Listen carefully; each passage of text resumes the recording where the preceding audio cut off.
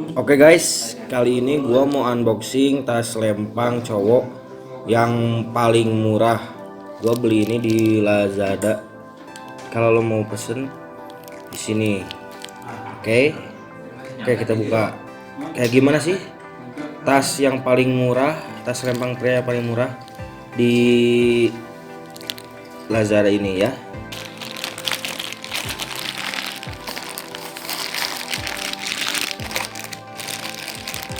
Oke, buat harga 30.000. Ini gua beli 30.000 ya, nggak lebih nggak kurang. Nih,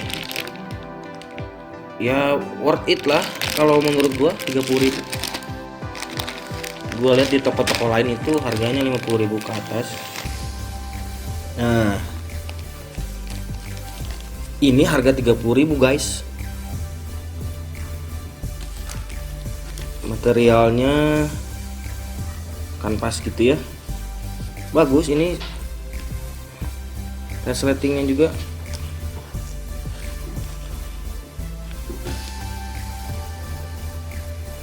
worth it lah, gak ngecewain, pas banget gua.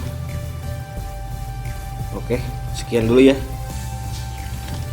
unboxing hari ini, bye.